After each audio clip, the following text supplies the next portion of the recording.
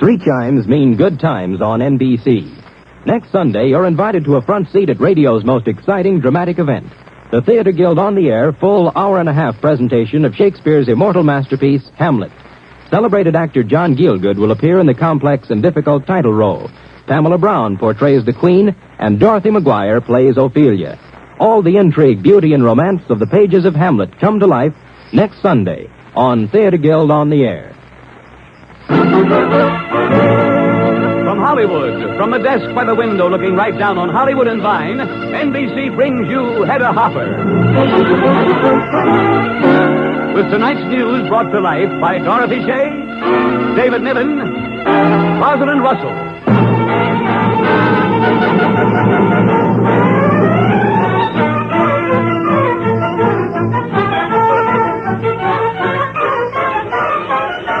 And here she is, Hedda Hopper.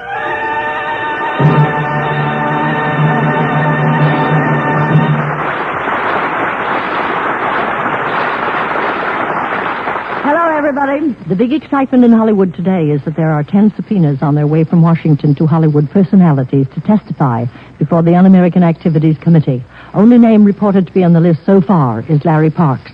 Eddie Robinson has one of the finest art collections in America and declares that he will sell every painting if necessary to clear himself of any communistic taint. I asked Kirk Douglas when he and Irene Reitzman would marry. Since he was a free man on Friday, he said, the date will have to come from Irene since we haven't discussed either time or place. A preview of Look Awards. Wait a minute, Miss Hopper. Huh? What's the matter, Patsy? Well, I'm sorry to interrupt your column, but there's a man here who said it wouldn't make any difference. He what? No, interrupt Hedda any place, I said. Makes no difference at all. David Niven.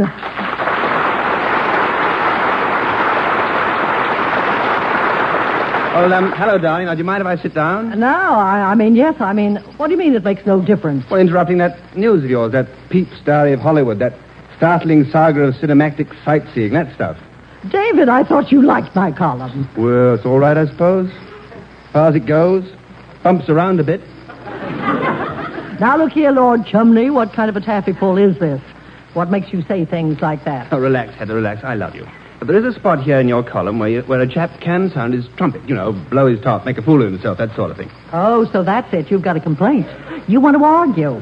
What about? Well, the thing I'm talking about, your column itself, your news. Oh? Oh, seriously, Hedda, the other night I was struggling with a bottle of olives for a martini when I was struck by the most stupendous idea. People who write Hollywood news are all bottlenecked. Old Hedda's missing the boat, I said to myself. She's not charging on, being backward about striding forward. What on earth are you talking about? News, you only write half of it. Huh? You only tell what happens, but Hedda, look what you're missing. Half the stories. News of the things that don't happen. How many martinis? Now, don't let's talk shop. I mean this, Hedda. Think of the possibilities to report the stories that never take place. Well, I've been accused of that once or twice. I suppose you gather that kind of news by not being present where something doesn't happen. You pulling my leg now? Am I? Well, David, I'm going to beat you over the head with it if you don't stop this nonsense and tell me what... Hedda, now listen to me. I can prove to you that some of the most world-shaking things that have happened in our town have developed out of something that didn't happen. Or to make it simpler, horrible social changes have not occurred because of something that didn't happen. Oh, good heavens. Here we go again. Now, be patient. I'm going to give you the greatest story you've ever had. Go on. Right. Now, Hedda, in 1934, a decision was made by a producer here in Hollywood. The most important, far-reaching decision when it comes to our present-day mode of life, our Anglo-American relations, the psychology of our children, the happiness of our homes. David, hurry up. Give me the story. All right. Here you are, Hedda. It's all yours. In 1934, producer Harry Sherman looked at a handsome, 6-foot young man and at the smiling agent beside him and at the contract on his desk and uttered these momentous words. No, I changed my mind. What? David, is that all? Is that the... Go on, read the rest. The producer then turned to his secretary and said... Get me Bill Boyd. What? I guess I'll give Bill that part instead. That part of what's his name, Hopalong something. David, no. Hedda, yes, that's true. You mean that you were the one that... Oh, David, I certainly will buy your news. Think of it. What might have been. Well, here goes. In 1934, in Hollywood, a certain producer said... No, I changed my mind. No, I didn't either. David Niven, you've got the part. You're Hopalong Cassidy.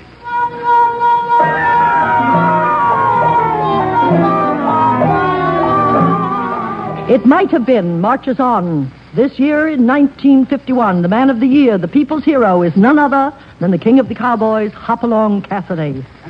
All right, you rustler fellows. I've got you all nicely covered up. Reach. Reach. Come on, I said reach, you chaps. It might have been takes you now to visit a typical American home. I won't. Hoppy doesn't have to eat cereal. I want my tea and kippers. And in 1951, in the great western states of America, where men are men and music is still music. Oh, give me a home where the buffalo roam, where the deer and the antelope. Our scene now moves to Washington, D.C., where in the halls of Congress... And so I say to you, gentlemen, I have promised my constituents I would put this question on record. If we make this loan to the British Empire, will we be paid back again in those gosh-blade hop-along suits with the jodhpurs and Eton collars? Yes, in 1951, Britannia rules the plains. And why? Because on a million television screens throughout our nation, Hoppy rides again. And again. And again. And again. Well, there you are, you see. I told you chaps to reach.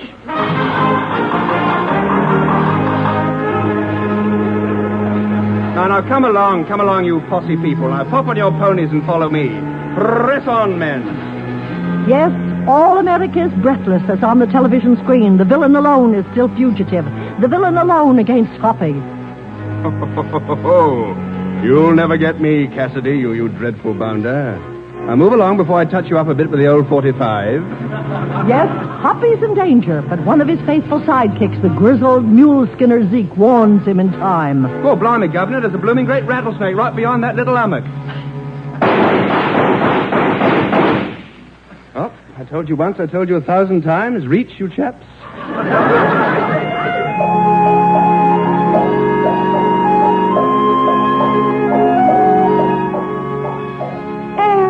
Thank you for saving our ranch, Mr. Hopalong. That mortgage was getting to be quite a bother. The pater and I are most grateful. Really. And as Hoppy says goodbye to the girl and jumps gracefully onto his faithful horse, Top Hat, and goes riding out into the sunset... Stop it, Hedda, stop it. Yes, David? Well, maybe it's all right for Bill Boyd to leave the girl and kiss the horse. But if I'd ever got that part, I assure you Hopalong Niven wouldn't waste any sunset. Why, Hoppy. Reach, baby, reach. Hoppy. Oh, I say, Yahoo.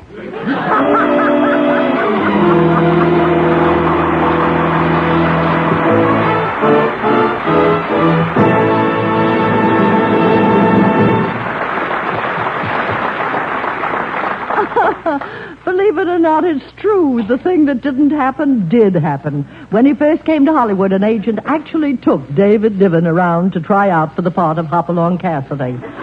And if he had gotten it, he might have changed the face of the whole television. Claire Booth Luce arrives the end of this week. She'll deliver 3 lectures, one for the Santa Ana Women's Club. They're paying her $1,500, which flattens their bankroll. And they asked me if I'd come down and introduce her for free. I informed them I also liked money. Robert Taylor asked Barbara Stanwyck for his freedom. He got it. Now he doesn't know what to do with it, but I'm sure his little Italian girlfriend could tell him. Anne Southern was offered the Ethel Merman role in the Chicago Company of Call Me Madam by Leland Hayward. George Saunders begged out of the Pinzapot in South Pacific because of a back injury. In Jerry Wald's first picture for RKO, Behave Yourself, with Shelley Winters and Polly Granger, they have a new gimmick, a dog as a dope peddler. Korean war wounded sometimes get home faster than the news. Mark Stevens was at Travis Air Base last week and stopped to talk to a wounded Marine who said, I left your brother-in-law in Korea. He was clubbed over the head with a rifle, left for dead on the field 2 days, but said if I saw you to tell you he's in the hospital and getting along fine. And that was the first notice his family had of his injury. Jose Ferrer was offered $100,000 and 5% of the profits to appear in the picture of George Bernard Shaw, Andrew Cleese, and the Lion. But he's the producer and also co-stars with Gloria Swanson in the Broadway hit 20th Century. And if he steps out, he could be in plenty of trouble with Actors' Equity. Day after Hope Emerson appeared in our radio show, director Alan Dwan telephoned to ask if she'd play an army nurse in a picture for him and repeat the song she did on our show. Nothing makes a columnist happier than to have a prediction come true. In 1941, I wrote this item. Do yourself a favor and go down to the House of Murphy to hear a new singer. This girl from Jacksonville, Florida, has a repertoire as sensational as her chassis. The movies haven't grabbed her yet, but mark me words, they will. The name of that girl was Dottie Sims. Yes, she's in the movies now. What's the matter? Don't you recognize the name? Well, you'll recognize the voice. And the living is easy. Fish are jumping, and the cotton is high. Oh, your daddy's rich, and your ma is good looking.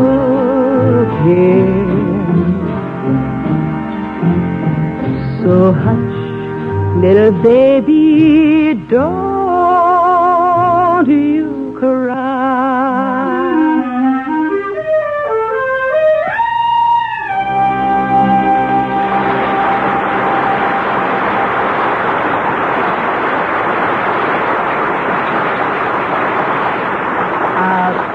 Thanks, Dorothy, but I'm still not sure our listeners know who you are.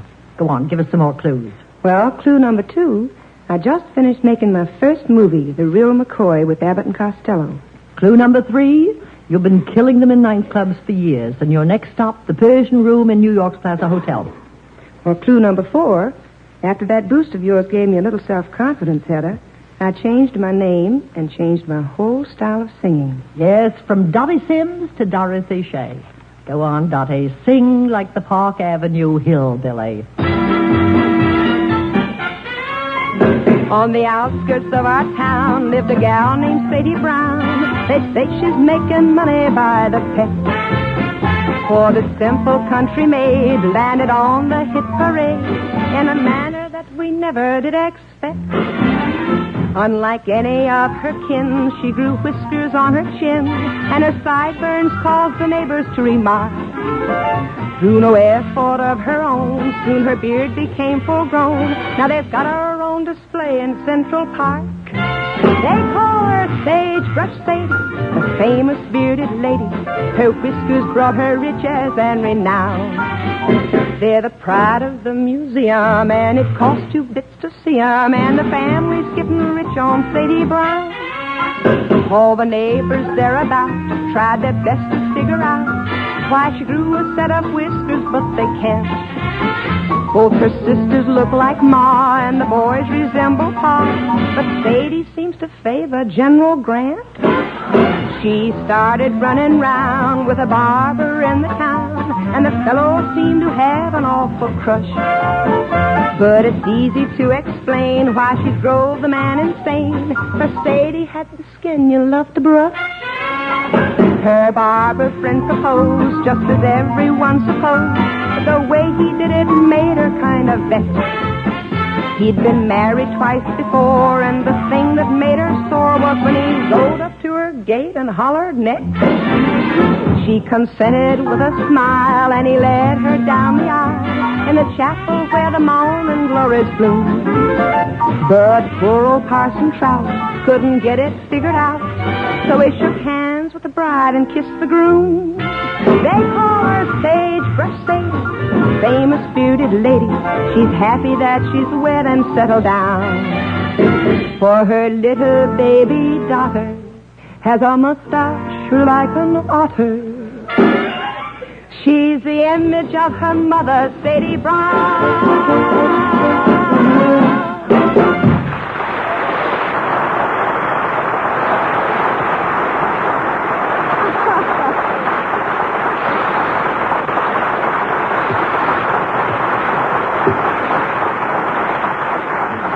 Second prediction about Dorothy Shay, now that she's in the movies, Gangway, here comes the new star. The Duke and Duchess of Windsor's friends are holding their breath, hoping they won't hit the headlines in the hottest story of the year.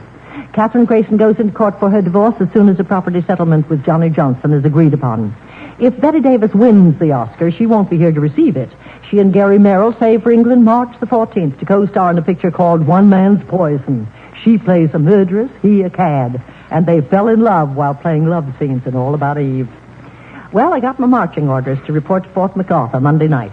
Not from Uncle Sam, but from Universal International for a preview of Bill Mauldin's Upfront, starring David Wayne and Tom Ewell. In Egypt, where women are demanding equal rights, 500 women attacked the police. They want a change in the divorce laws. Today, a Muslim can divorce his wife anytime he feels like it. All he has to say is, I divorced thee 3 times, and he's free. Reno can't match that speed.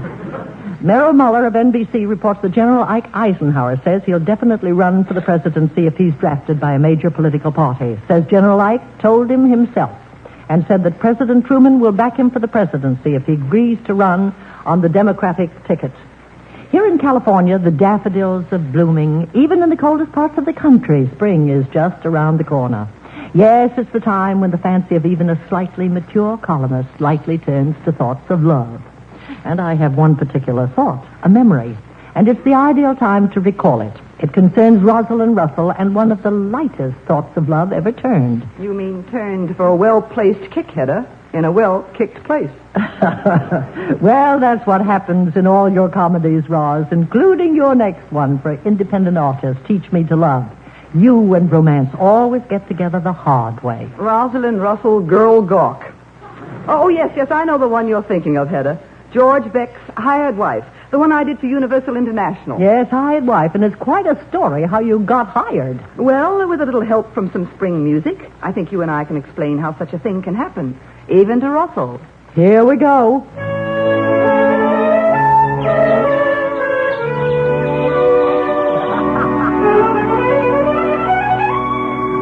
Roz is Kendall Browning, employed in New York by Stephen Dexter of the Stephen Dexter Cement Company. A man who saw only her horn-rimmed glasses and poised pencil, but never her trim figure. Every spring, poor Kendall had to watch Stephen go off in a romantic toot and come home with his heart in a sling. So one April, when Stephen had fallen into the clutches of a man-eating blonde named Phyllis Walden, Kendall decided to take matters into her own hands. Oh, Kendall. Yes, Mr. Dexter? Phyllis Walden, the model, will be dropping in to discuss an advertising contract. Oh, yes, Mr. Dexter. Well, anything wrong with that? You want the truth or an argument? What we need in our advertising is to humanize Dexter Cement. Soften it up. Yes, we must make our cement stand out. Give it personality. Perfume it. So we're going to use a girl, that's all. She'll be our trademark. Little Phyllis Cement.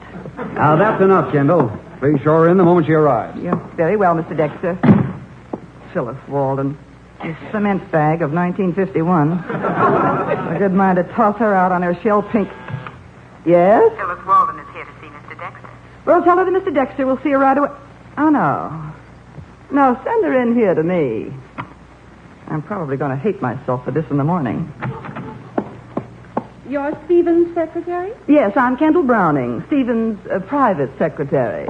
I'm Phyllis Walden. Miss Walden, I've got some bad news for you. Oh?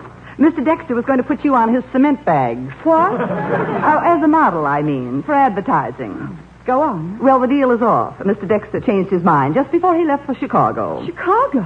Well, what did he say? Well, if you really want to know, he said, tell Miss Goofy Pan she can't petal or kiss her to Steve Dexter. What? That's what he said. Kendall, this Miss Walden here. Why, Phyllis, darling, come on in. Stephen.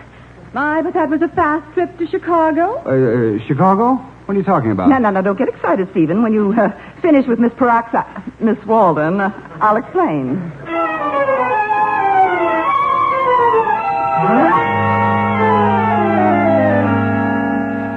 Kendall, I still can't understand what made you say those things to Phyllis Walden. She was so upset I had to take her home. Phooey. What? I said phooey. Well, now that's a fine attitude. Well, it's for your own good. Every springtime, your young man's fancy lightly turns to thoughts of man traps. 2 years ago, it was that Hoboken redhead. Last year was that... Never mind. Phyllis is a lady. Huh. So is Lassie. Kendall, you're my right hand. I can't run this business without you. But stay out of my private life! Oh, all right. All right, I'm tired of doubling as a nurse for a delinquent anyway. Kiddies, end of round one. Oh, come on in, Roger. Either of you need a good lawyer? Oh, my secretary here objects to a young lady of my acquaintance. The great love of his life. He saw her picture in an advertisement on a new model automobile and went all gooey. Yes, I did. He was fascinated by the automatic rumble seat. Now, look, kiddies, if you really want to fight, save it for the board meeting of the General Cement Company. Oh, Stephen, we're due there in half an hour. Those cutthroats are sore at you, boy. They'll pull every legal trick in the book to get you out of business. Get your notebook, Kendall. Right. Come on, Raj. And sharpen that keen legal mind. We're going to need it.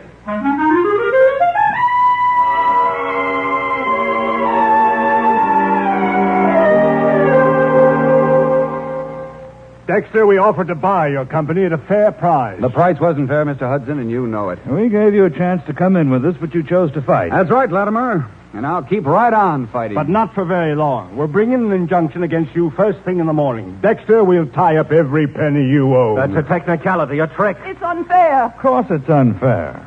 But it's legal and there's nothing you can do. Right, Hudson? Right. Oh, Stephen.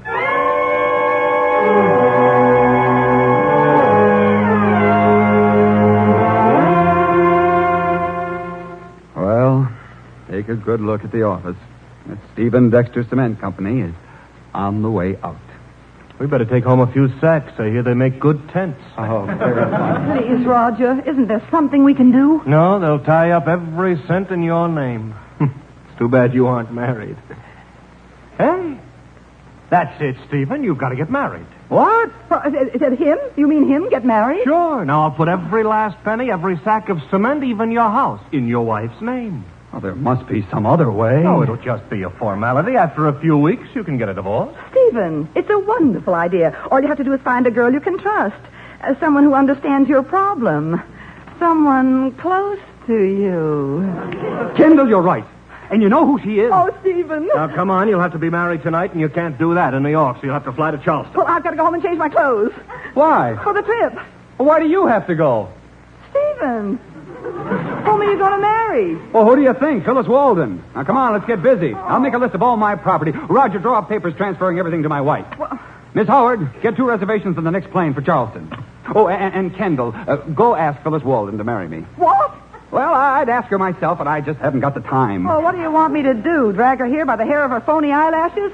Please, Kendall, I need your help. You don't need me. You need Dorothy Dix. Oh, look, you'll know how to talk to another woman, Kendall. You can explain. Sure.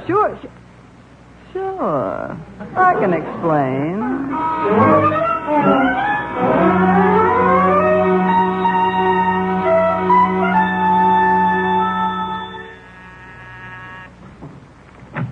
Help! Oh, it's you. Hello, Walden. What's new in the woodwork? Goodbye. Oh, now, wait a minute.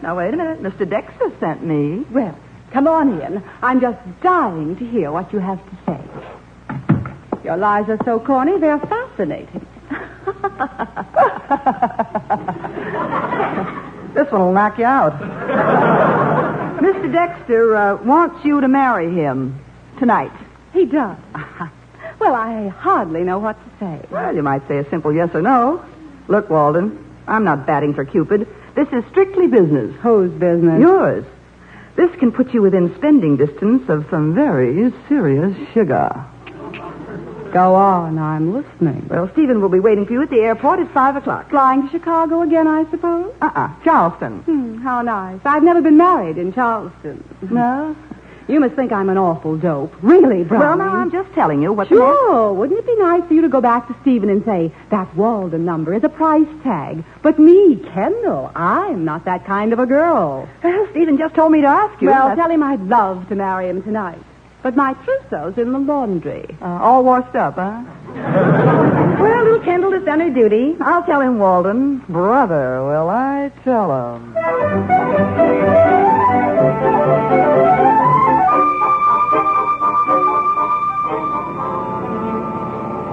Roger, our plane leaves in 5 minutes. I wonder what's keeping Phyllis. Will you stop having pups? You know you can count on Kendall. Steve! Oh, Steve. Oh, there's Kendall.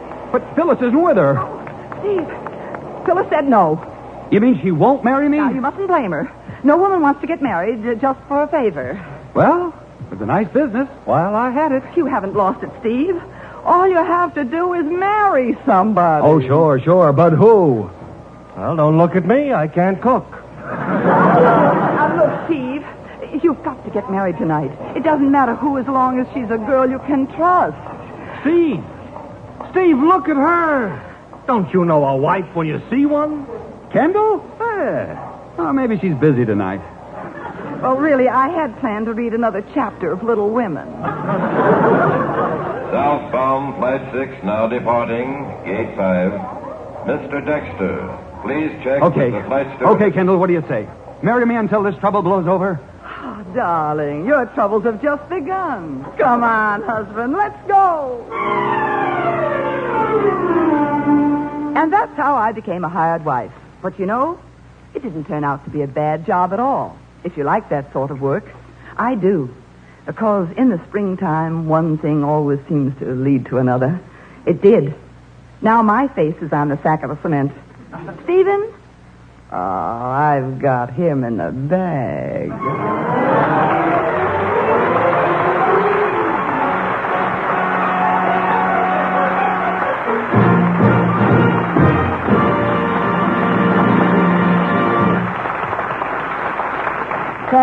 Thank you for all of us.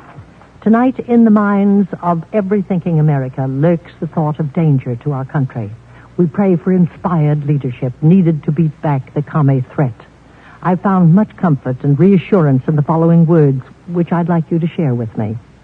Next to the approbation of my own mind, the approbation of my fellow citizens is dear to my heart. In a free country, such approbation should be a citizen's reward. But the reverse is often the case. He who wishes to serve his country, if not influenced by high motives, runs the risk of being miserably disappointed. Under such discouragements, the good citizens will look beyond the applause and reproach of men. He will stand firm in conscious rectitude and the hope of approving heaven. Yes, those were the words of our president, our first president, the father of our country, the America you and I love and cherish. The America our sons and husbands are again fighting, and many of them dying for. Tonight, let's pray for a rebirth in today's leadership of the great spirit of Washington. The spirit that puts country above self-interest, that puts duty ahead of just pleasing people. Let's keep our faith in the same divine source from which Washington drew his help. Then America will again be blessed with the consecrated leadership which has and will again protect and preserve our God-given heritage of freedom.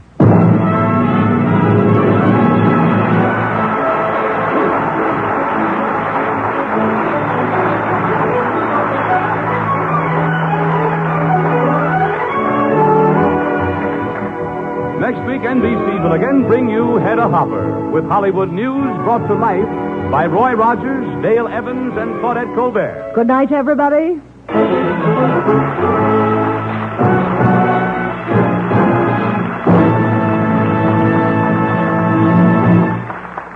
Hear Hedda Hopper next Sunday, right after Phil Harris.